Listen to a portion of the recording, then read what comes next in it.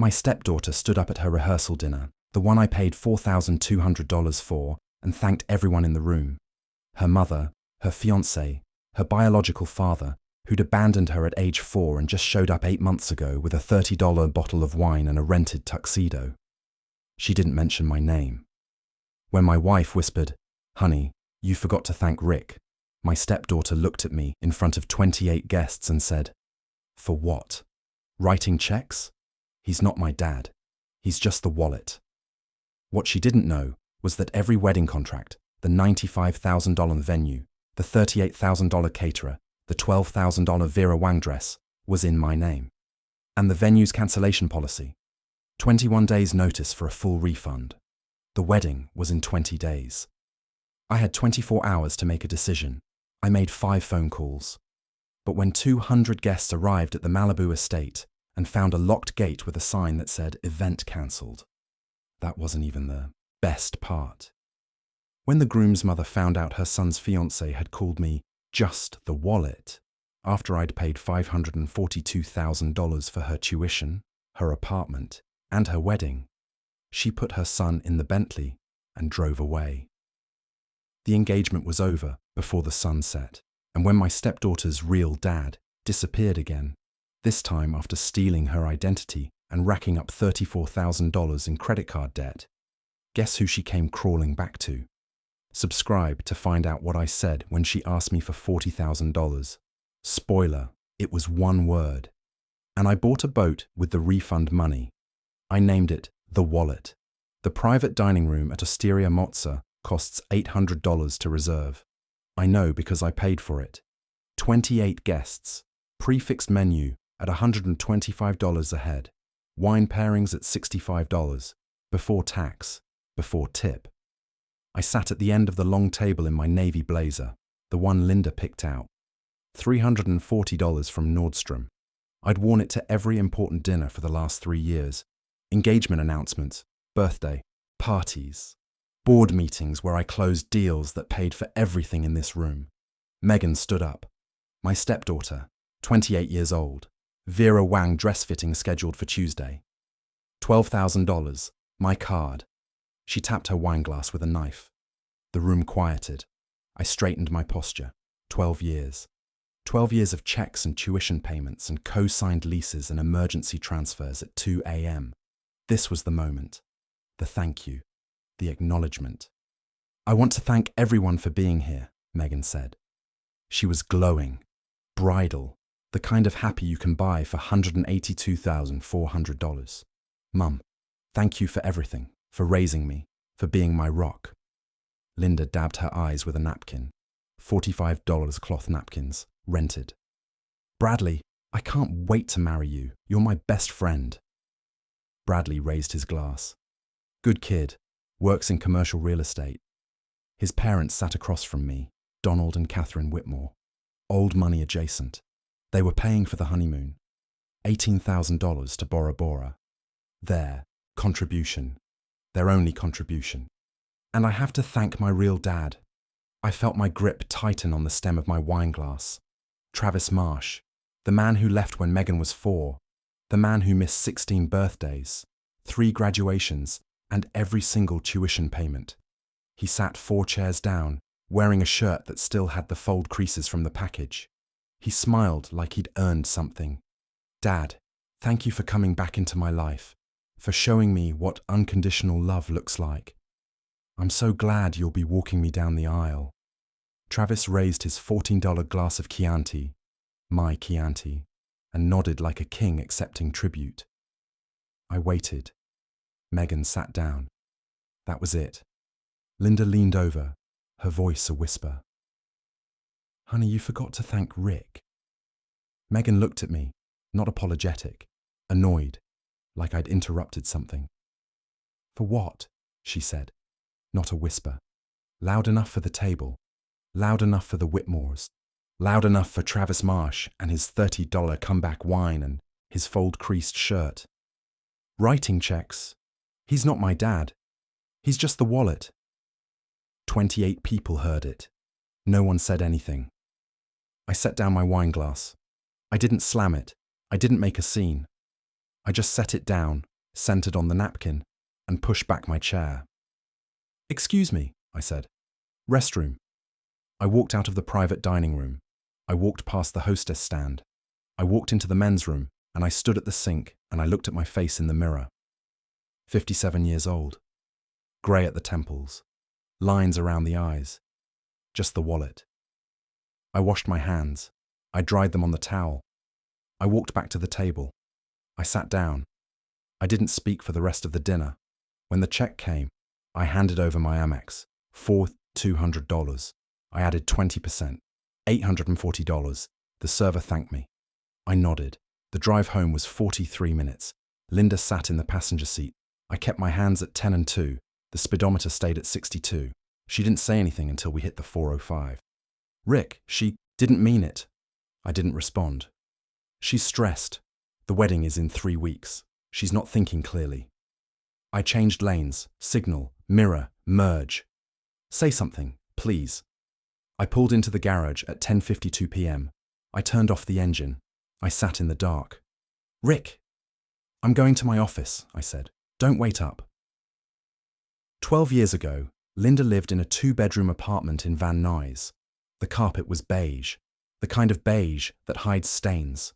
The refrigerator hummed too loud, and the air conditioning unit in the window rattled every 30 seconds like a smoker's cough.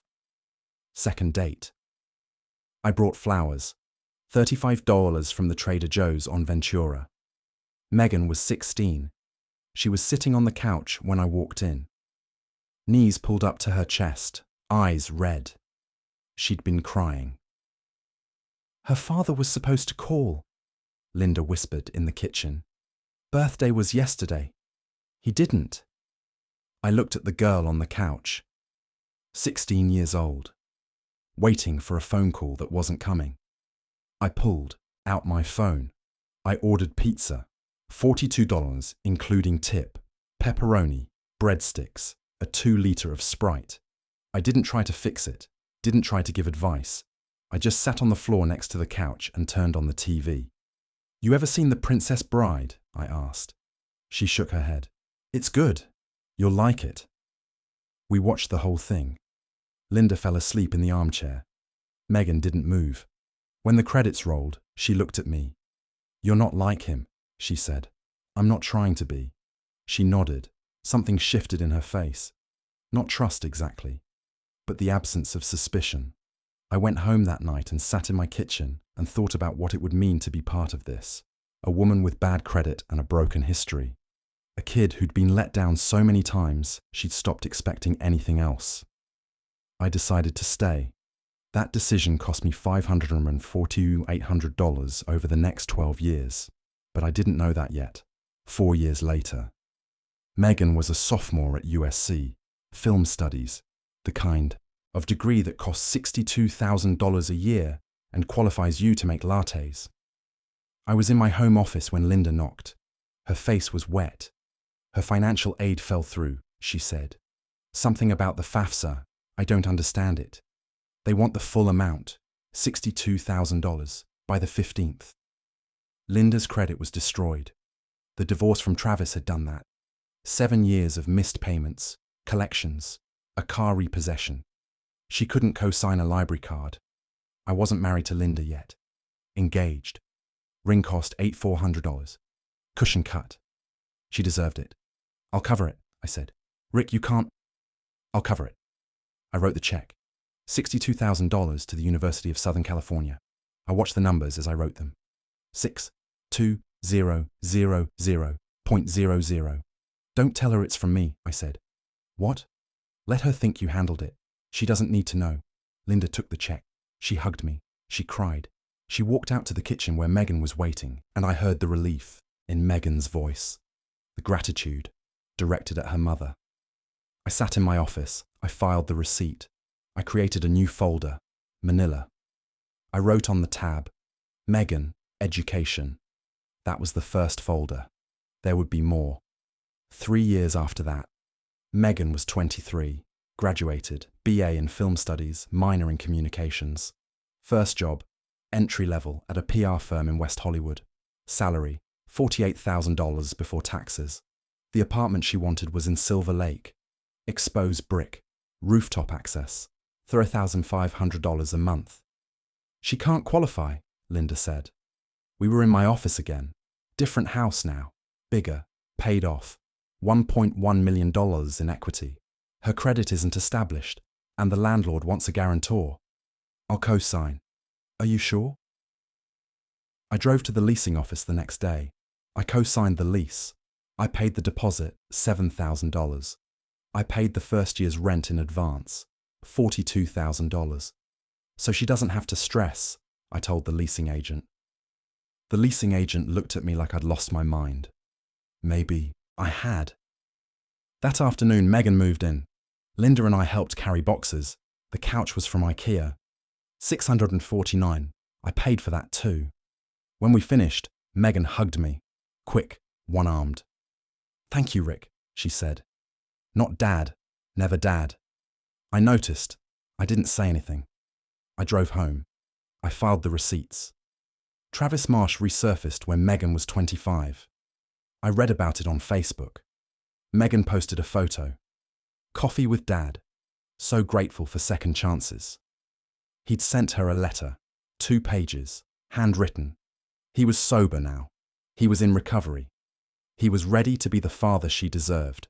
They met at a coffee shop in Burbank. She didn't tell me. She didn't tell Linda. We found out 3 weeks later when Travis showed up at Sunday dinner. He walked in like he'd never left. Big smile. Firm handshake. He brought wine. A $30 bottle of Malbec from Trader Joe's. Same Trader Joe's where I bought flowers 12 years ago. Rick, man, I've heard so much about you, he said. Thanks for holding down the fort. Holding down the fort. $263,500 in tuition. $77,400 in post-college support. 12 years of birthday dinners, holiday gifts, emergency calls at midnight. Holding down the fort. I shook his hand. I smiled. I poured the wine. 6 months later, he was Dad again. At Thanksgiving, Megan made him a place card. Handwritten. Travis sat at the head of the table. I sat in the middle. He drove a leased BMW. I noticed the dealer plate. The kind of lease you get with bad credit. High interest, low down payment. He'd be underwater in 2 years. His watch was fake. Rolex Submariner. The seconds hand ticked instead of swept. A $40 knockoff from a guy in Venice Beach. I filed this information. I didn't act on it. Not yet. 8 months before the wedding, Megan and Bradley announced their engagement at dinner. My dining room, my table, my $180 Cabernet. Catherine Whitmore dabbed her lips with her napkin and asked the question that would cost me $182,400. So, she said, "Who's handling the wedding?" She didn't look at Megan. She didn't look at Bradley. She didn't look at Travis, sitting at the far end of the table, nursing his 3rd glass of my wine. She looked at me. Everyone looked at me. We haven't discussed the details yet, Linda said. But we all knew. We all knew who writes the checks. That's what wallets do. Later that night, after the Whitmores left, after Megan and Bradley drove back to Silver Lake, I sat with Linda in the kitchen. I'm happy to pay, I said. But I want to be acknowledged, as her stepfather, in the program, in the toasts. I'm not asking for Dad, I'm asking for my name. Linda nodded. Of course, I'll talk to her. Promise me. I promise. She didn't talk to her. Or she did, and Megan ignored it. I never saw my name in any of the wedding drafts, the seating chart, the program, the toast list. I was the wallet. Wallets don't get name cards. Over the next 7 months, I paid for the wedding in installments. Each payment cleared from my account. Each receipt went into a new folder. The venue, the Adamson House in Malibu, historic, ocean views, capacity for 200, deposit $35,000, balance $60,000, total $95,000. The caterer, 24 carats, catering, past appetizers, 3-course dinner, open bar for 6 hours, total $38,000. The dress, Vera Wang, Beverly Hills Boutique, silk and tulle, chapel train, Megan tried on 14 dresses. She picked the most expensive one. Total, $12,000. The florist, empty vase, white roses, peonies, eucalyptus, ceremony arch, table arrangements, bouquets. Total, $14,000. The photographer, Josevia, flew in from Santa Barbara, editorial style. Total, $8,500. The DJ and band, ceremony strings, cocktail hour jazz, reception, DJ.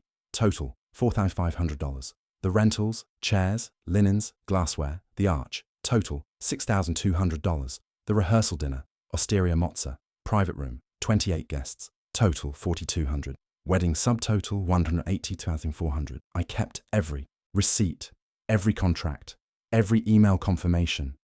The folder grew thick. I labeled it, Megan's Wedding, 2024. I didn't know why I kept it. Habit, maybe. 30 years in sales, you keep the paper trail. Or maybe I knew, somewhere in the back of my mind. Maybe I knew this wouldn't end well. The garage was dark. I sat in the driver's seat. The engine ticked as it cooled. Rick. Linda's voice, tired, pleading. Please, talk to me. I opened the door. I walked into the house. I didn't turn on the lights. She's young, Linda said, following me. She doesn't understand what she's saying. Travis being back, it's confusing for her. Linda. Yes? I'm going to my office. I walked down the hall. I opened the door. I closed it behind me. I didn't lock it. I didn't need to. Linda wouldn't follow. She never did when I went quiet. My office was simple. A desk, a chair, a filing cabinet, a bottle of Blanton's on the shelf. Half full. I sat down. I opened the second drawer of the filing cabinet. I pulled out the folder. Megan's Wedding, 2024. I set it on the desk. I looked at it. 2 inches thick. Receipts, contracts, bank statements. A paper record of $182,400 in generosity. He's not my dad. He's just the wallet. I poured a glass of bourbon. I didn't sip it. I drank it. I poured another. The clock on the wall read 11:47 p.m. I opened the folder. I started to read. 1 Cas a.m. The bourbon was doing its job. The second glass sat half empty next to my keyboard. The third was already poured.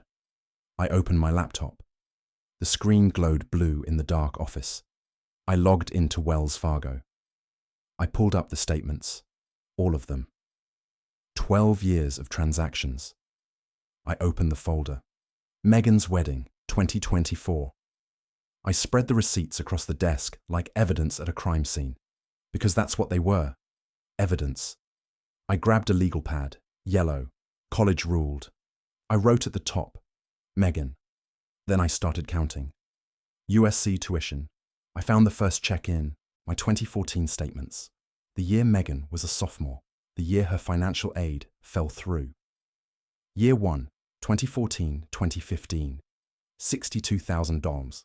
I scrolled forward. Each year, the number climbed. USC raised tuition 4% annually, like clockwork, like they knew someone else was paying. Year 2, 2015-2016, $64,500 home. Year 3, 2016-2017, $67,200 som. Year 4, 2017-2018, $69,800 som. I added it up, wrote it down. Tuition subtotal, $263,500, $250,000, for a film studies degree, for a girl who called me the wallet. I kept scrolling. Post-graduation, May 2018, graduation month. I found the Honda dealer receipt in the folder, the one Linda handed her the keys for, the one Megan thought came from her mother. Honda Accord LX, 2018, graduation gift, $28,400, Lanolin, June 2018. The Silver Lake apartment. I'd driven to the leasing office myself, signed my name on the guarantor line, wrote 2 checks on the spot. Security deposit, Silver Lake apartment. $7,000 were first year rent, prepaid, 12 items, months X, $3,500. $42,000 Zalem post college. Subtotal, $77,400. I wrote it down. I kept going. The wedding. This was the fresh wound. 7 months of invoices. 7 months of credit card statements. Every swipe a promise. Every promise broken at that dinner table. I pulled the receipts one by one. I smoothed them flat. I read each total like a coroner reads a death certificate. The Adamson House, venue deposit, $35,000. The Adamson House, venue balance, $60,000 venue. Total, $95,000. 24 carats catering, full service, 200 guests. $38,000 Vera Wang, bridal gown, Beverly Hills. $12,000 empty vase florist, ceremony plus reception. $14,000 Jose Villa photography, editorial package. $8,500 string quartet, plus DJ, ceremony, cocktails, reception. $4,500 classic party rentals, chairs, linens, arch, glassware. $6,200 osteria mozza, rehearsal dinner, 28 guests plus wine. $4,200 I added the column. Checked it twice. Wedding subtotal, $182,400 mals, but I wasn't done. The folder had more. The miscellaneous. The things Linda asked for over the years. The emergencies. The opportunities. Miscellaneous, 2012-2024. I flipped through old statements. Found them all. Orthodontics, Invisalign, 2013. 6,200 AL MacBook Pro, college freshman gift, 2014. 800 LAM emergency car repair, 2019. 20,400 LAM emergency medical bill, 2020. 800 LAM emergency credit card payoff, 2021. 3,200 LAM emergency moving expenses, 2022. 1,300 LALs miscellaneous. Subtotal, 9,500 LALs. I set down the pen. I looked at the legal pad. 4 subtotals. 12 years of generosity reduced to line items. I picked up the calculator, the real one, the Texas Instruments from my desk drawer. I don't trust laptop calculators for numbers this big. 260 threads, 500, 77, 70, 400, 182,400, 90,500. I hit equals. The display read $542,800. I stared at it. $542,800 over 12 years. For a girl who wasn't my blood. For a woman who let her daughter say those words. For a family that saw me as a function. I grabbed a post-it note. Yellow. 3 inches square. I wrote the number in black Sharpie. $542,800. I peeled it off the pad. I stuck it to my monitor. Right in the center. Right where I'd see it every time I sat down. The clock read 1:47 a.m. The bourbon was gone. I poured another, 2:30 a.m. The legal pad was full of numbers. Now I needed words. I pulled the vendor contracts from the folder. 8 documents, 8 signatures, all mine. I'd been in sales for 30 years. Medical devices, 6-figure deals, 7-figure deals. I knew how to read a contract. I knew where the exit clauses hid. The Adamson House, venue. I flipped to page 4. Section 7. Cancellation and refund policy. Client may cancel reservation with full refund if written notice is provided at least 21 days prior to the event date. I checked the calendar on my phone. The wedding was June 15th. Today was May 26th. 20 days out. 21 days notice required. 20 days remaining. I had 24 hours. My chest tightened. Not panic. Clarity. 24. Carrots Catering. Page 3. Section 5. Cancellation with 14 or more days notice. 80% refund of total contract value. The contract was $38,000. 80% of $38,000 was $3,400. I wrote it down. Empty vase florist. Page 2. Section 4. Full refund with 10 or more days written notice. $14,000. Recoverable. Jose Villa photography. This one was different. Page 1. Bold text. Non-refundable retainer. $3,000. Balance of $5,500 due on event date. The $3,000 was gone. But the $5,500 balance. If there was no event, there was no balance due. I wrote it down. Lost, $3,000. Saved, $5,500. DJ band, page 2. Section 3. Full refund with 7 or more days notice. $4,500. Recoverable. Classic party rentals, page 3. Section 6. Full refund with 5 or more days notice. $6,200. Recoverable. The Vera Wang. I pulled the receipt. Not a contract. A receipt. At the bottom, in small print. All sales final. No refunds or exchanges. The dress was gone. $12,000. But the receipt was in my name. The credit card was mine. Technically, legally, the dress was mine too. I could repossess it if I wanted. Show up at the hotel on wedding day, take it off the hanger, watch her stand at the altar in her underwear. I wouldn't. But I could. The math. I grabbed the calculator again. Recoverable. Venue. $95,000 catering. 80%. $3,400 florist. $14,000 DJ band. $4,500 rentals. $6,200 total. Recoverable. $150,100 lost. Photographer deposit. $3,000 Vera Wang. Final sale. $12,000 rehearsal dinner. Already consumed. $4,200 of photographer balance. Not owed if no event. $0 catering. 20% penalty. $7,600 total lost. $26,800. Wait. I recalculated. Added the catering penalty. Total lost. $32,300. I could live with $32,300. I'd spent more than that on wine over 12 years. The clock read 3 a.m. I had 21 hours to make the venue deadline. I picked up my phone. I pulled up the Adamson House contact. My thumb hovered over the call button. I thought about Linda, asleep down the hall. 12 years of marriage. 12 years of trying. I thought about forgiveness. The word itself. What it meant. What it cost. I thought about grace. The kind they talk about in church. The kind that says you should turn the other cheek. 70 times 7. And then I thought about that table. The private room at Osteria Mozza. 28 guests. The wine pairings. The $4,200 bill. My Amex. I thought about Megan standing up. The glass of Chianti. The toast that didn't include my name. He's not my dad. He's just the wallet. I set the phone down. I wasn't angry. That was the strange part. Anger burns hot. This was cold. This was the absence of something. The absence of hope, maybe. The absence of pretending. I'd spent 12 years trying to buy a family, and I'd learned something that night. You can't buy what was never for sale. I wasn't angry. I was done. I opened my email. I created a new message. To events@adamsonhouse.org.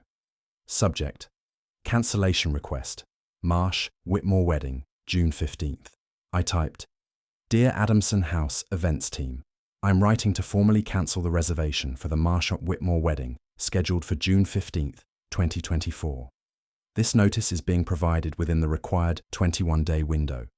Please process the full refund to the credit card on file, ending in 4421. Please confirm receipt of this cancellation at your earliest convenience. Regards, Richard Dalton. I read it twice. Professional. Clean. No emotion. I didn't send it. Not yet. I wanted to do this right. I saved it as a draft.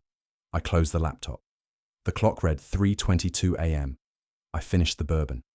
I went to bed. 9 a.m. I was on my third cup of coffee. Linda had left for brunch with her sister. The house was quiet. I called David Chen. Estate planning. Contracts. Prenups. He'd handled my affairs for 15 years. He didn't ask unnecessary questions. Rick, what can I do for you? I need to cancel some contracts. Vendor agreements for my stepdaughter's wedding. Silence. David was too smart to ask why. Are the contracts in your name? Yes. Did you sign them? Yes. Did you pay with your own funds? Yes. Then you can cancel, subject to whatever terms are in the agreements. That's what I thought. I wanted to confirm. Consider it confirmed. Anything else? I paused. The prenup. What about it? If Linda files for divorce, walk me through it. I heard him typing, pulling up the file. Prenuptial agreement, dated March 2012. Assets acquired before the marriage remain with the original owner. Your house, purchased 2008, stays with you. Your investment portfolio, approximately $2.2 million as of last valuation, stays with you.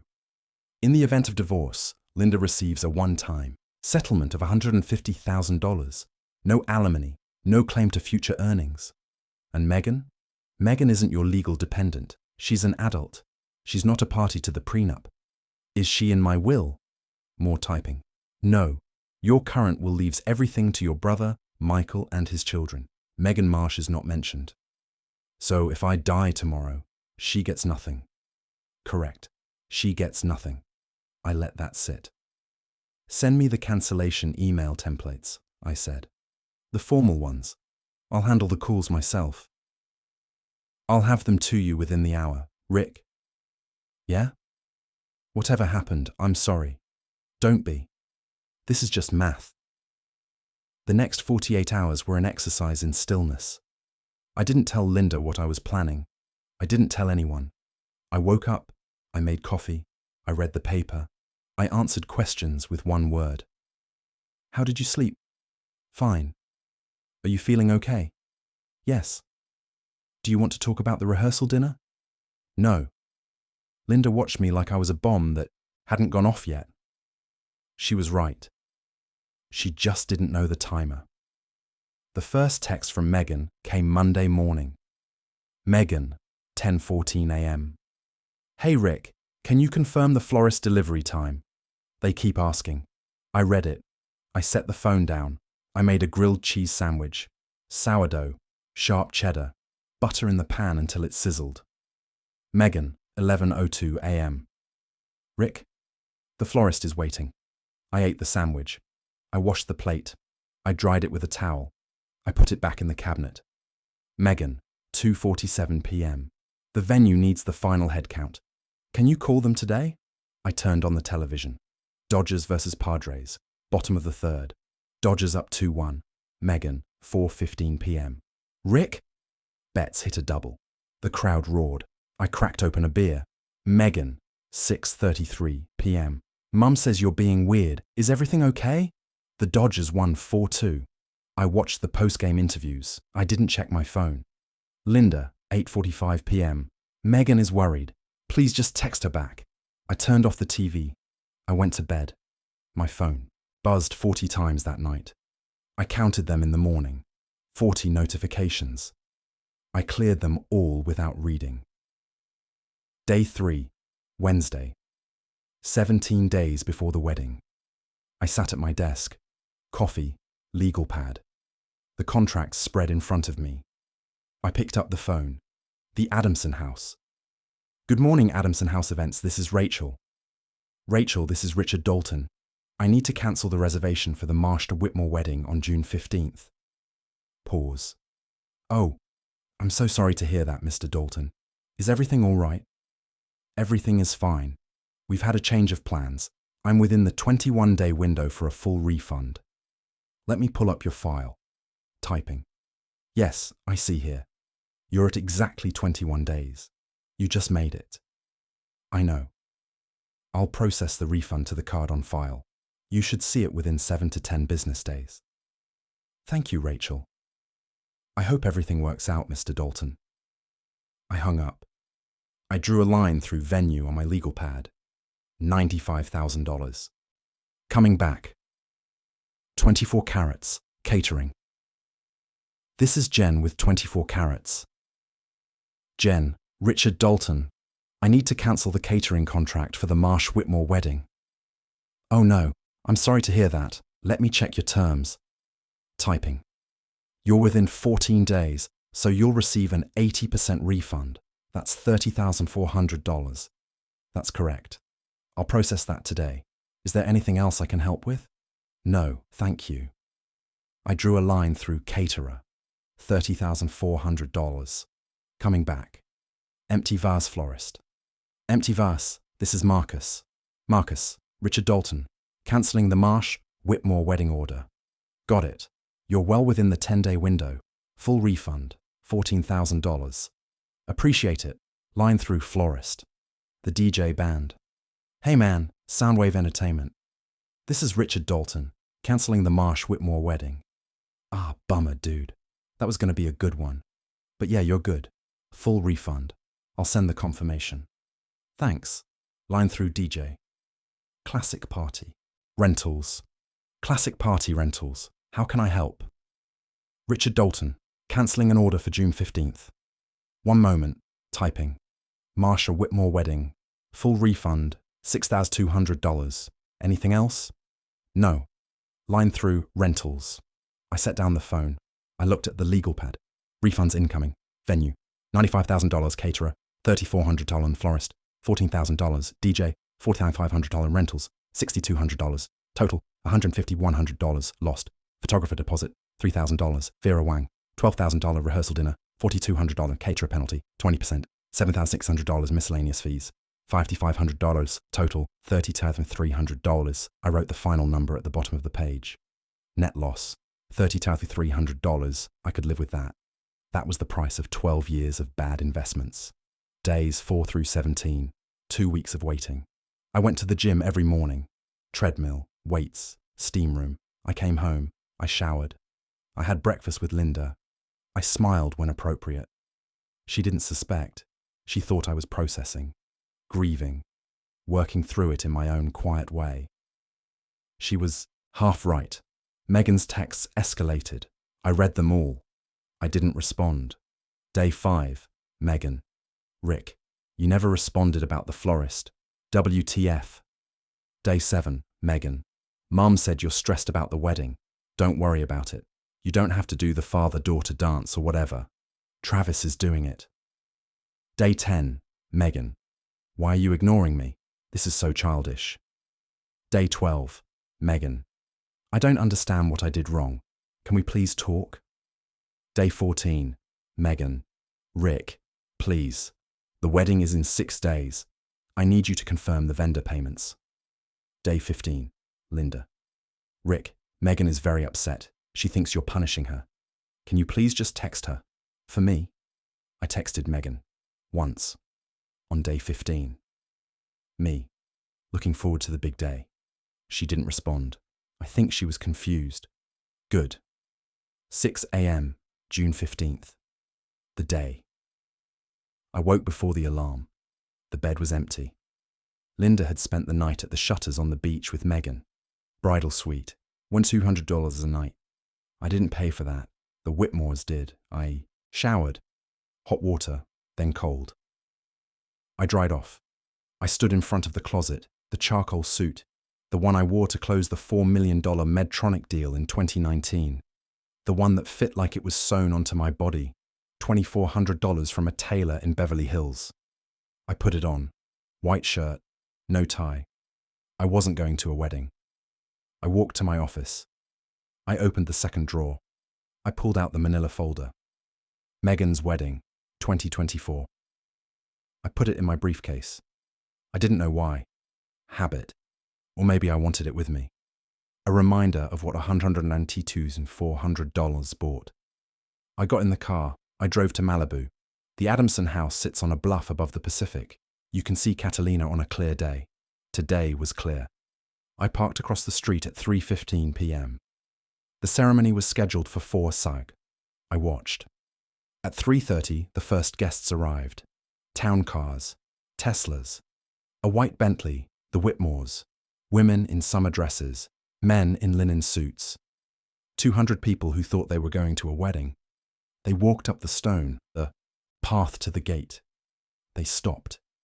The gate was locked. From where I sat, I could see the sign. White paper. Black letters. I couldn't read the words, but I knew what they said. Private event cancelled. No trespassing. I watched the confusion spread. Phones came out. People made calls. People pointed. People argued with a venue employee holding a clipboard. I watched for 10 minutes. I didn't get out of the car. I didn't need to be closer. At 3:42 p.m., I started the engine. I drove south on PCH. The ocean was on my right. The sun was high. The traffic was light. I stopped at the Santa Monica Pier. I parked in the lot. $20. I walked to the hot dog stand, the one near the carousel. 1 dog, mustard, no onions. That's $6.50. I paid. I took the hot dog. I walked to a bench facing the water. I sat down. I bit into the hot dog. It was good, salty, simple. My phone was in my pocket. I pulled it out. I held down the power button. The screen went dark. I ate the hot dog. I watched the waves. A pelican dove into the water and came up with a fish.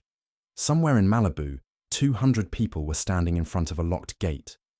Somewhere in Santa Monica, a bride was putting on a $12,000 dress she'd never wear to an altar.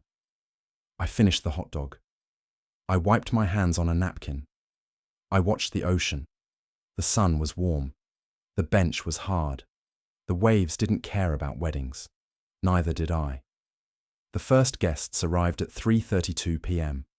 A black Tesla Model S pulled into the gravel lot beside the Adamson house. Then a white Range Rover. Then an Uber Black. Then another. Then a dozen more. 200 people. Summer linens and silk dresses. Fascinators and pocket squares. The Malibu uniform for a $182,400 wedding. They walked up the stone path. The Pacific glittered behind them. The weather was perfect. 74 degrees. Light breeze. The kind of day you pay extra for. They stopped at the gate. The gate was locked. A heavy chain. A padlock. A white sign, zip-tied to the iron bars. Private event cancelled. No trespassing. The first guest to read it was Bradley's aunt from Connecticut. She'd flown in that morning. First class, $1,800 ticket. What does this mean? She asked no one. No one answered. No one knew. Phones came out. Texts were sent. Calls were made. Megan's not answering. Bradley's not answering. Did someone die? Is this a joke? The Whitmore's Bentley arrived at 3:41 p.m. White, Continental GT, $220,000. Donald Whitmore stepped out first. Grey suit, silver cufflinks, the face of a man who'd made his money in commercial real estate and wasn't accustomed to locked gates. Catherine followed. Cream dress, pearls, the face of a woman who'd spent 30 years building a reputation that was now standing in a gravel parking lot, reading a sign about a cancelled event. "What is this?" Donald said. A venue employee stood nearby, young, nervous, clipboard in hand. "Sir, the event was cancelled 17 days ago. I'm very sorry." "Cancelled by whom?" The employee checked his clipboard. "Mr. Richard Dalton." Donald looked at Catherine. Catherine's jaw tightened. "Get Bradley on the phone," she said. "Now." Shutters on the beach. Santa Monica, 26 miles from Malibu. The bridal suite cost $1,200 a night. The Whitmores paid. Their contribution. Their only contribution. Megan Marsh stood in front of a floor-length mirror. The Vera Wang fit perfectly. $12,000 of silk organza and hand-stitched tulle. Chapel train. Sweetheart neckline. The dress she'd tried on 14 times before choosing. Her hair was pinned up, soft curls framing her face. 4 hours of work by a stylist who charged $600. Her makeup was flawless. Dewy skin, soft pink lip, subtle smoky eye. 3 hours, $450. She looked like a bride. Linda stood behind her, dabbing her eyes with a tissue. "You're so beautiful. I can't believe this day is finally here." Megan smiled. The smile she'd practiced. The one for photos. In the hallway, Travis Marsh paced. He wore a rented tuxedo. $200 from Men's Warehouse. He'd picked it up yesterday. The pants were slightly too short. He didn't notice. He was practicing. The walk, the arm position. How to hand off the bride at the altar. He'd watched YouTube videos the night before. "This is it," he said to no one. "This is my moment." Megan's phone buzzed. Bradley. "Hey babe, quick question before the ceremony." "Brad, I'm in the middle of photos. What is it?" "Something's wrong. I'm at the venue. The gate's locked." Megan laughed. "What do you mean locked?" "I mean locked. There's a sign. It says the event is cancelled." The laugh died. "That's not funny." "I'm not joking. My parents are here. Everyone's here. The gate is literally locked with a chain." Megan looked at her mother. Linda saw her face change. "What is it?" Linda asked. "Hold on," Megan said into the phone. She muted Bradley. She dialed the venue. 3 rings. 4, 5. Adamson House. Events. This is Rachel. This is Megan Marsh. The Marsh-Whitmore wedding. Today. 4 o'clock. There's some kind of mistake. The gate is locked. Pause. Typing. Ms. Marsh, I'm so sorry. The event was cancelled 17 days ago. What? The reservation was cancelled by Mr. Richard Dalton on May 29th. The refund was processed to his credit card. I assumed you knew. Megan's hand started to shake. The phone trembled against her ear. That's not possible. I have the confirmation email right here, sent to Mr. Dalton at 9:47 a.m. on May 29th. He replied confirming receipt. Ms. Marsh, are you still there? Megan didn't answer. The phone slipped from her hand. It hit the carpet with a soft thud. Linda picked it up. Hello? What's happening? Rachel's voice, tinny and distant. Ma'am, the event was cancelled. The refund was processed. I'm very sorry. Linda looked at her daughter. Megan's face was white, the colour of the dress, the colour of bone. Rick, Megan whispered. He cancelled it. He cancelled everything. The hotel lobby became a war room in 11 minutes. Megan burst out of the elevator in her Vera Wang. Guests in the lobby turned, stared. A bride running through a 5-star hotel is not a normal sight. She had her phone in one hand, her train in the other. The $12,000 fabric dragged across the marble floor. Pick up, pick up, pick up. Rick's phone went straight to voicemail. You've reached Rick Dalton. Leave a message. Rick, what did you do? Call me back, now. She hung up. She dialed again. Voicemail. Linda was behind her. Phone pressed to her ear. Same result. You've reached Rick Dalton. He turned off his phone, Linda said. It's going straight to voicemail. Then find him. The Whitmores arrived at the hotel at 4:08 p.m. Catherine walked through the lobby doors like she was entering a courtroom. Donald followed. Bradley trailed behind, looking at the floor. Catherine stopped in front of Megan. She didn't speak. She didn't have to. Her eyes said everything. I'm calling the vendors, Megan said. There's been a mistake. We can fix this. She dialed 24 Carats Catering. Hi, this is Megan Marsh, the Marsh-Whitmore wedding. Today, I need to confirm. Ms. Marsh, the event was cancelled 2 weeks ago. We don't have staff. We don't have food. There's nothing I can do. Click. She dialed Empty Vase Florist. Megan Marsh. The wedding today. The flowers. We cancelled that order on May 29th per Mr. Dalton's request. The refund's already been processed. I'm sorry. Click. She dialed the DJ. Yeah, Soundwave Entertainment. This is Megan Marsh. You're supposed to be at the Adamson house right now. No we're not. That gig got cancelled like 2 weeks ago. We're doing a quinceañera in Downey, already set up. Click. Megan looked at her phone. Her hands were shaking. The screen blurred. Travis Marsh stood 10 feet away. He was pacing. Back and forth, back and forth. The too short, tuxedo pants exposed his white socks. This is insane, he said. This is absolutely insane. Who does something like this? Megan looked at him. Her biological father. The man who'd left when she was 4. The man she'd called Dad in front of 30 people at the rehearsal dinner. Do you have any money? She asked. Travis stopped pacing. What? Money. Do you have any money? To pay for this? To fix this? Travis's face went through 3 expressions in 2 seconds. Confusion, calculation, defeat. I mean, I've got some savings, but how much? Maybe 8,000? But that's for... The venue alone was $95,000. Travis said nothing. He had nothing to say. He had nothing to offer. He was a man in a rented tuxedo with $8,000 and a YouTube education on how to walk a bride down an aisle that didn't exist. Megan turned away. She couldn't look at him. Donald Whitmore took his son by the elbow. He guided him to a corner of the lobby, away from the chaos, away from the crying bride. You told us the wedding was handled. Donald's voice was low, controlled. The voice of a man who'd closed 1,000 deals and never once raised his pitch. It was handled, Bradley said. Her stepfather was paying for everything. He had it covered. Her stepfather just uncovered it. I didn't know. How could I know? You could have known by being involved, by asking questions, by not assuming that someone else would handle the most important day of your life. Bradley didn't respond. There was nothing to respond with. We have clients at that venue, Donald said. Business associates. The Hendersons were there.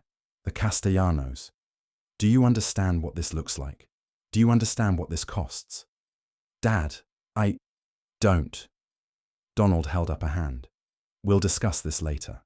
Right now, I need to make phone calls. I need to apologize to 200 people for a wedding that doesn't exist. He walked away. He pulled out his phone. He started dialing.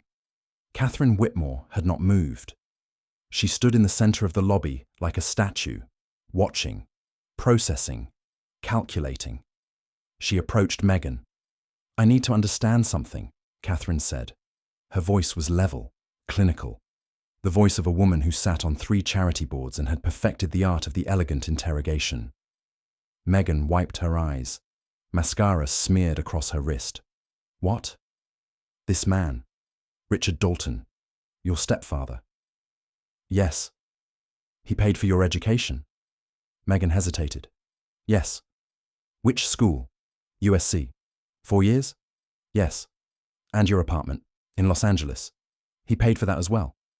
He co-signed the lease and covered the first year's rent.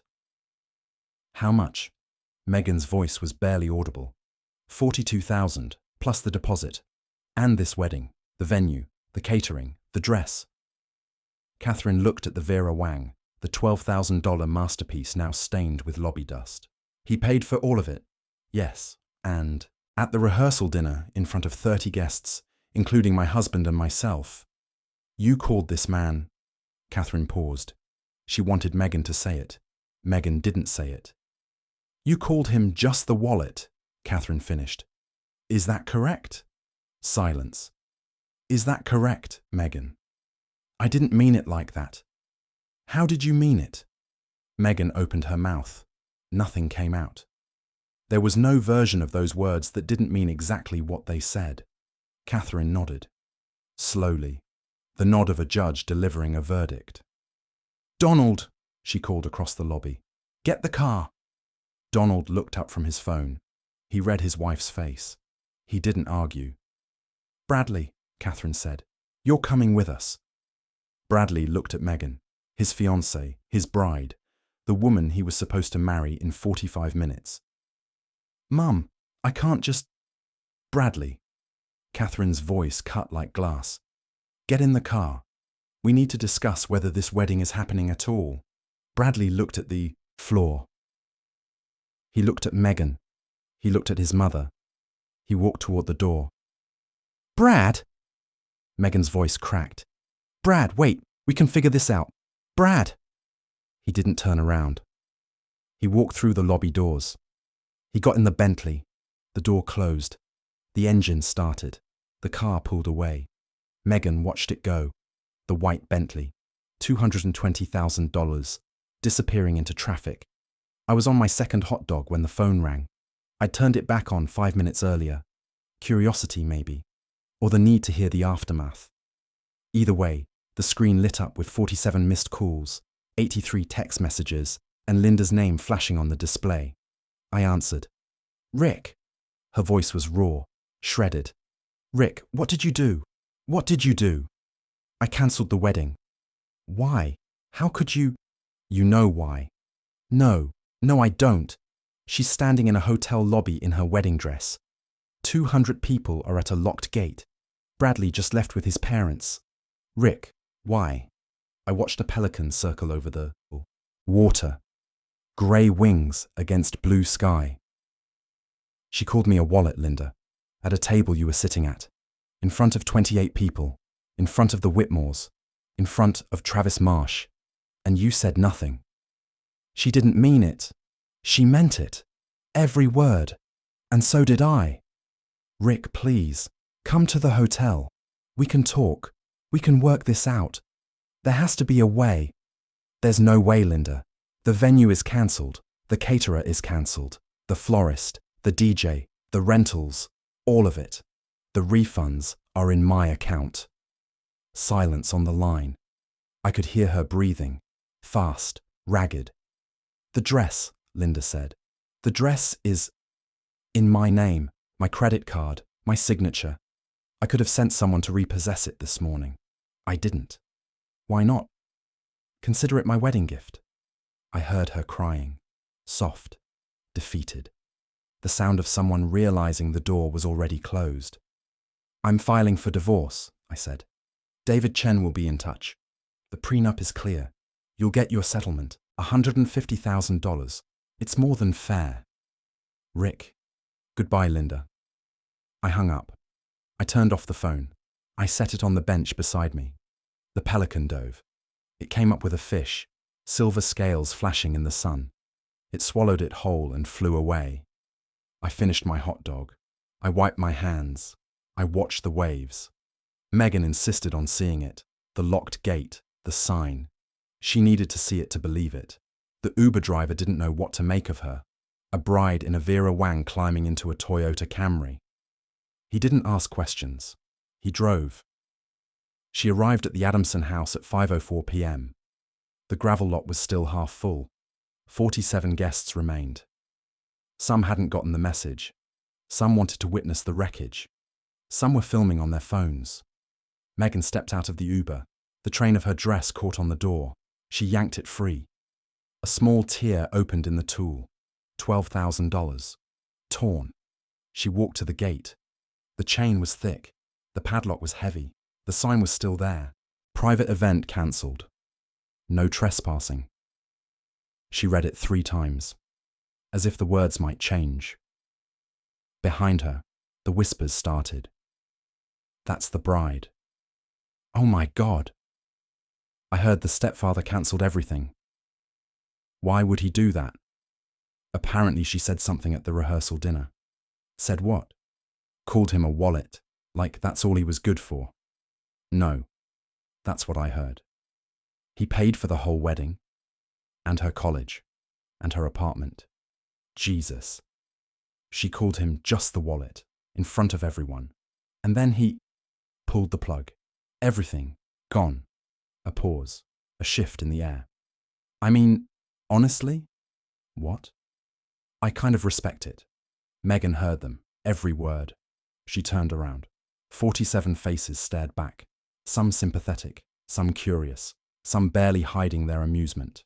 Her mascara was running, black streaks on white cheeks. The hem of the Vera Wang was brown with dust. The tear in the tool gaped like a wound. She started to cry, not delicate wedding tears. Ugly tears. The kind that twist your face and steal your breath. Travis Marsh appeared beside her. He'd taken another Uber. He reached out to hug her. She pushed him away. Don't. Megan, honey, you're not helping. You're never helping. You show up after 12 years with a rented tux and a smile and everyone treats you like a hero. And Rick, her voice broke. Rick paid for everything.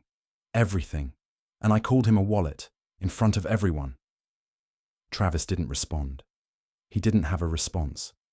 He pulled out his phone. He started scrolling. He didn't know what else to do. Linda arrived 2 minutes later.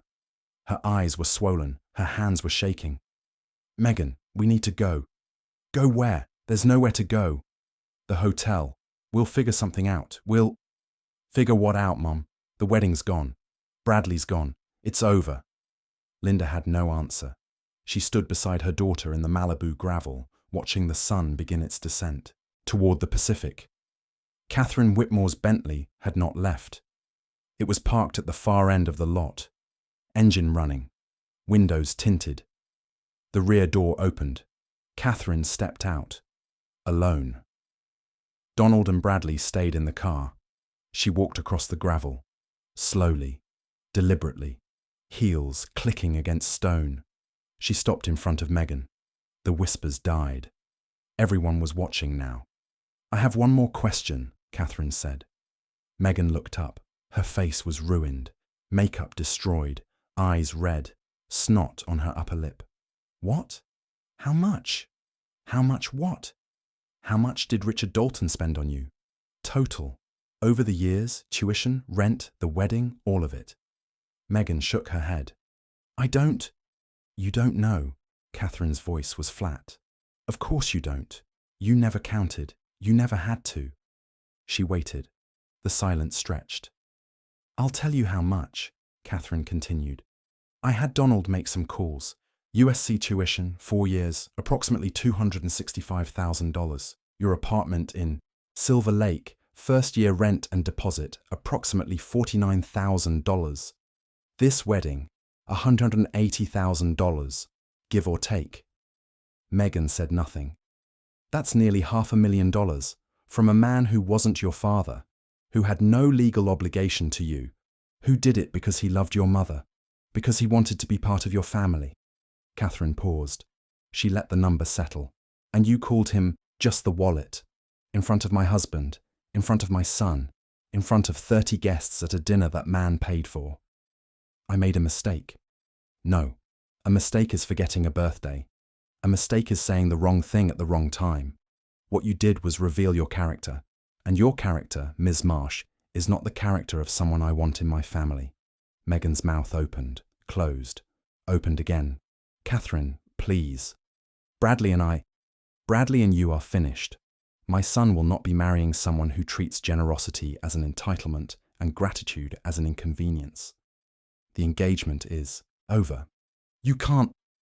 I just did. Catherine turned. She walked back to the Bentley. She opened the door. She looked back once. I hope you find what you're looking for, Ms. Marsh. I suspect you won't recognize it when you do.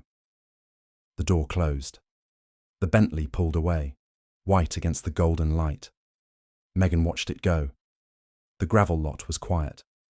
47 guests, 47 witnesses, some still filming, some already posting, some walking to their cars, shaking their heads, crafting the story they'd tell at dinner parties for years. You won't believe what happened at the Whitmore wedding. She called him a wallet. A wallet, can you imagine?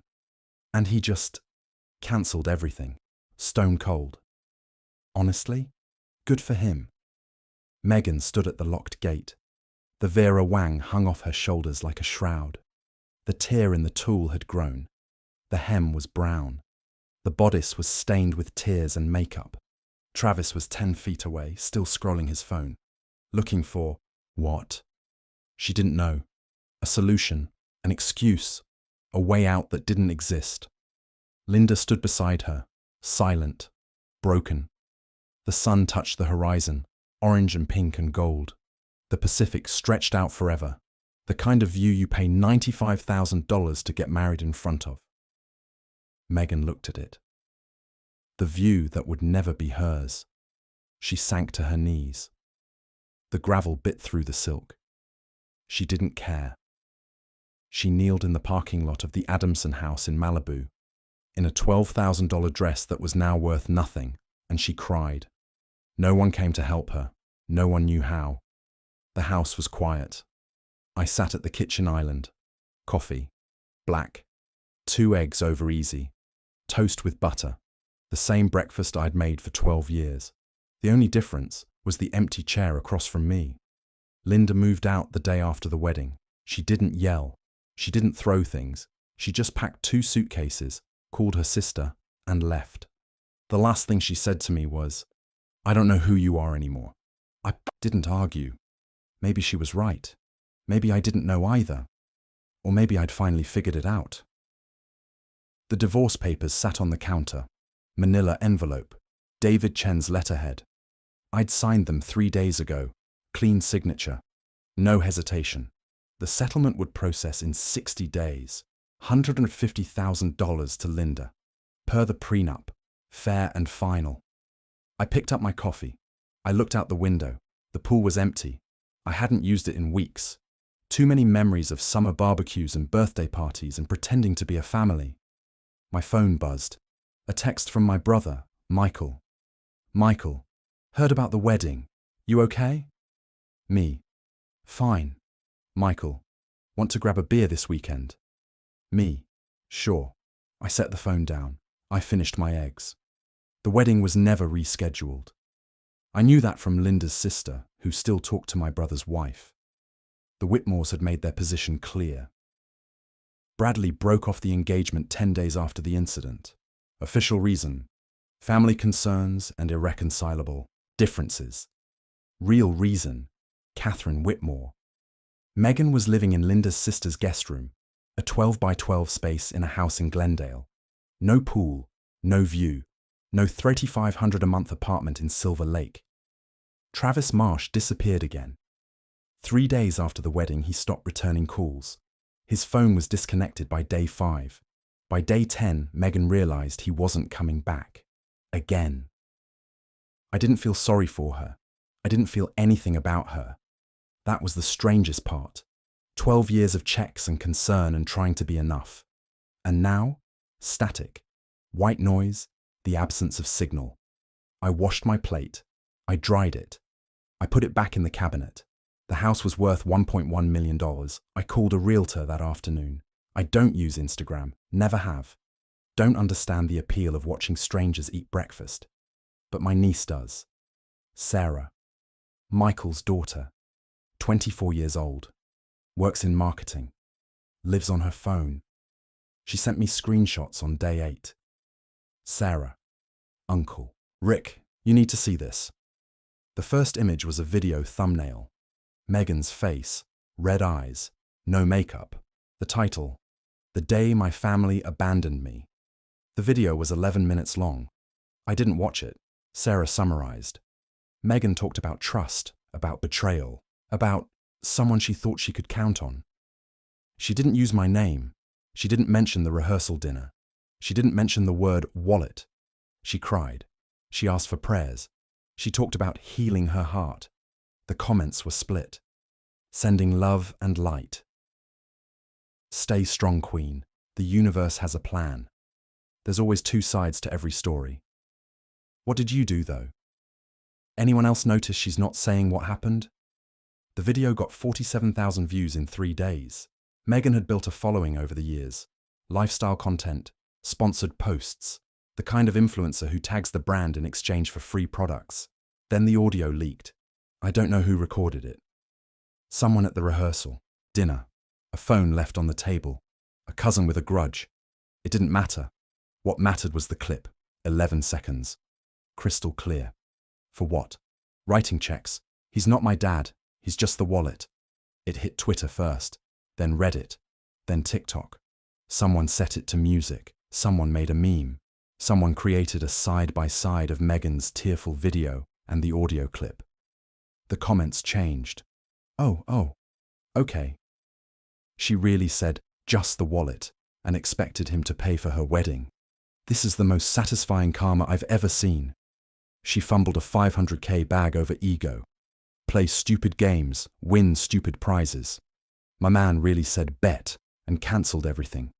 Normalize not being a doormat. King behavior, honestly. Sarah sent me more screenshots over the following week. The story had taken on a life of its own. People were debating it on podcasts. Relationship experts weighed in. Someone calculated the total amount I'd spent. Their estimate was $480,000, which was low, and put it in a graphic that got shared 12,000 times. Megan deleted her video. She made her account private. She stopped posting altogether. I didn't feel vindicated. I didn't feel triumphant. I felt the same as I had that morning at the kitchen island. Quiet. Clear. Done. The internet would forget in a week. That's what the internet does. But the receipts were forever. The audio was forever. The lesson, for anyone paying attention, was forever. Don't bite the hand that writes the checks. I sold the house for $1.15 million, cash offer, no contingencies, closed in 30 days. The new place was a condo in Marina del Rey, 2 bedrooms, 1,200 square feet, top floor, harbor view. It cost $680,000. I paid cash. The furniture was new, modern, clean lines, no memories attached. The couch was grey, the table was walnut. The kitchen had white cabinets and stainless steel appliances that I'd never share with anyone who didn't want to be there. I bought a boat, 32 feet. Catalina 320. White hull, blue stripe, teak deck, used but well maintained. The previous owner was a retired dentist moving to Arizona. Price $85,000. I named it the Wallet. The marina manager raised an eyebrow when he painted the letters on the stern. He didn't ask. I didn't explain. My routine changed. I woke at 6. Coffee on the deck. Watched the boats come and go. The harbour was always moving. Always alive. Something about that appealed to me. I took sailing lessons. Tuesday and Thursday afternoons. My instructor was a 60-year-old ex-Navy officer named Tom, who called everyone shipmate and didn't care about small talk. We got along. I reconnected with old friends. Guys from work, from the golf club. People I'd neglected for 12 years because I was too busy being a stepfather. We had dinner on Fridays, steaks at the Palm, drinks at the yacht club. Conversations that didn't involve tuition payments or wedding budgets. I started dating. Her name was Susan, 54, divorced, 2 grown kids who lived in Seattle. She worked in hospital administration. No drama, no games. She laughed at my jokes and didn't ask me to pay for her life. We met at a wine bar in Santa Monica. She was reading a book at the counter. Hemingway, The Sun Also Rises. I asked if it was any good. She said it was better the second time. We had dinner that weekend. And the weekend after that. And the weekend after that. She didn't need me. That was the thing. She had her own house, her own career, her own money. She wanted me around because she liked my company, not my wallet. For the first time in 12 years, I felt like a person, not a function, not a means to an end. Just a man with a boat and a view and someone who saw him clearly. It was enough. It was more than enough. Saturday afternoon, October. The light was golden on the harbour. I was reading on the deck when the doorbell rang. I set down the book. I walked to the door. I looked through the peephole. Megan. She looked different. Thinner. No makeup. Hair pulled back in a ponytail. She was wearing jeans and a sweater that had seen better days. No designer labels. No Instagram aesthetic. She looked like someone who had run out of options. I opened the door. "Hi, Rick." "Megan. Can I come in?" I stepped aside. She walked past me. She looked around the condo, the new furniture, the harbour view, the evidence of a life rebuilt. "Nice place," she said. "Thanks." She sat on the grey couch. I sat in the chair across from her. The coffee table between us was glass and walnut. Won $200 from room and board. "Can I get you something? Water?" "No, I'm fine." She wasn't fine. I could see it. The dark circles under her eyes, the way her hands wouldn't stay still, the weight she'd lost. Not the good kind, the stress kind. "What do you need, Megan?" She looked at the floor, then at the window, then at me. "I need help." I didn't respond. I waited. "Travis." She stopped, swallowed, started again. "My dad, my real dad, he opened credit cards in my name." I kept my face neutral. Inside, I wasn't surprised. I'd seen the fake Rolex. I'd seen the leased BMW. I knew what Travis Marsh was. I'd known for years. 3 cards, Megan continued. Chase, Capital One, Discover. He forged my signature, used my social security number. I don't know how he got it. Maybe from when we were reconnecting. I gave him a lot of information. I trusted him. She laughed, bitter, hollow. Anyway, he ran up $34,000 in charges, cash advances, electronics, a trip to Vegas. I didn't know until the collection calls started. By then, he was gone. Phone disconnected, apartment empty, just gone. She wiped her nose with her sleeve. The gesture was small, defeated. "I'm being sued by all 3 companies. I can't prove it wasn't me. My name's on everything. And I can't afford a lawyer. I can't afford anything. I lost my job at the PR firm, my credits. Destroyed. I'm living in Aunt Carol's guest room." She looked at me, eyes wet, pleading. "I need $40,000. for a lawyer, to settle the debts, to get my life back. I didn't move. I'll pay you back, she said. I swear to God, Rick, every penny, whatever payment plan you want, whatever terms. I need help. I don't have anyone else. The words hung in the air. I don't have anyone else. The same girl who'd stood in front of 30 people and thanked her real dad for coming back. The same girl who'd called me just the wallet. Now her real dad had stolen her identity and left her with $34,000 in debt. And she was here, in my living room, asking the wallet for one more withdrawal. I stood up. I walked to the window. The harbour stretched out below, sailboats and yachts, white hulls and blue water. In slip 47, I could see the wallet. My boat, my name on the stern. Megan, I said. I didn't turn around. I spent 12 years trying to be your family. I know. I paid for your education, $263,500, 4 years at USC. I paid for your apartment, $49,000, first-year rent, deposit, co-signed lease. I paid for your car, your braces, your emergencies, and I paid for your wedding, $182,400, for a day that never happened. Rick, I didn't ask for gratitude. I didn't ask for you to call me Dad. I just asked for acknowledgement, respect, to be seen as something more than a function. I turned around. She was still on the couch, smaller than I remembered, younger, lost. And at that rehearsal dinner, in front of 28 people, you told me exactly what I was to you. A wallet. Not a father, not a stepfather, not even a friend. Just a wallet. I was stupid. I was angry at, I don't know what I was angry at. I didn't mean it. You did mean it. That's the thing, Megan. For the first time in 12 years, you were honest with me, and I was honest back. She was crying now, quiet tears. Not the performance from the Instagram video, real tears. Are you going to help me? I looked at her, 28 years old, broke, betrayed by the father she'd chosen over me, asking for $40,000 from the man she'd dismissed as a line item. No. The word sat between us. Final. Rick, please. No. I have nowhere else to go, no one else to ask. You're the only... I think you should leave.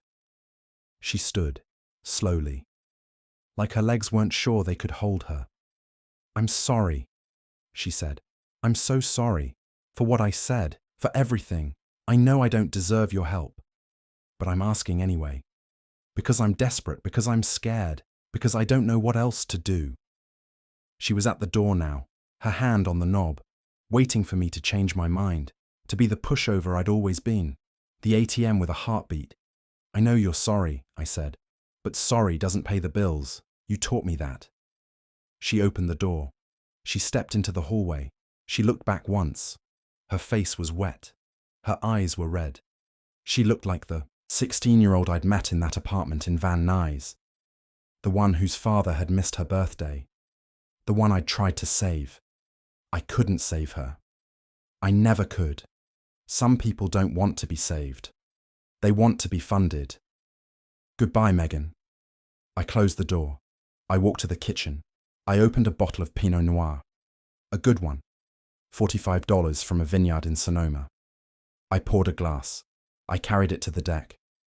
The sun was setting, orange and pink and gold. The harbour was quiet. The boats were still. I sat in my chair. I sipped my wine. I watched the light fade. I didn't feel sad. I didn't feel vengeful. I didn't feel guilty. I felt done. The anchor dropped at 4:17 p.m. Catalina Island. The water was blue-green and clear. You could see the bottom 20 feet down. Susan was on the bow, uncorking the champagne. Dom Perignon. $180. 6-month anniversary. Worth celebrating. Glasses? She called back. Cabinet above the sink. I heard her moving around the cabin, the clink of crystal, the pop of the cork. She laughed. The sound carried across the water. She came back with 2 glasses, handed me one, sat down beside me. To 6 months, she said. To 6 months. We drank.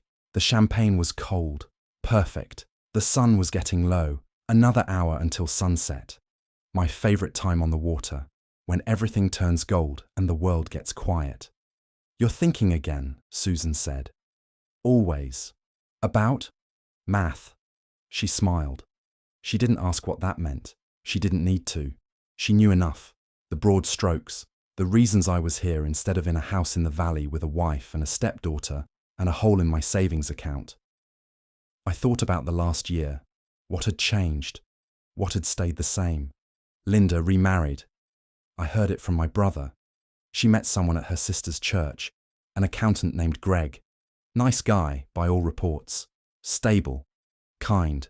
The opposite of Travis Marsh. I hope she was happy. I meant it. Megan filed for bankruptcy. Chapter 7. Full liquidation. She lost everything. The Silver Lake apartment was long gone. The Honda Accord was repossessed. She worked as a receptionist at a dentist's office in Glendale now. $17 an hour. No benefits. Her Instagram was still private. She hadn't posted in 8 months. Travis Marsh was arrested in Reno. Identity theft. Turned out Megan wasn't his only victim. He'd run the same scam on a woman in Nevada. She pressed charges. He got 18 months, state prison. He'd be out in 9 with good behavior. Megan didn't press charges, couldn't afford the legal fees, couldn't afford anything. Bradley Whitmore got married. I saw the photos on Facebook. Napa Valley, vineyard ceremony. The bride was a Stanford MBA named Claire. The wedding looked expensive. Catherine Whitmore was in every photo, smiling. And me? I was on a boat named The Wallet, anchored off Catalina, drinking champagne with a woman who saw me clearly, who wanted my company, not my checkbook, who laughed at my jokes, and didn't keep a running tally of what I owed her. People ask me if I regret it. The wedding, the cancellation, the silence, the no. I tell them the truth. I don't regret a single phone call. I don't regret a single cancelled contract. I don't regret the locked gate or the sign, or the $32,300 I lost in sunk costs. I spent 12 years being a wallet, paying for a family that never saw me as one of them, writing checks for a daughter who never called me dad, building a life for people who measured my value in digits. Now I'm a man with a boat, a woman who sees me, and a sunset I didn't pay for anyone else to enjoy. The champagne was cold. The water was calm. Susan leaned against my shoulder. The sun touched the horizon. That's not revenge. That's just math.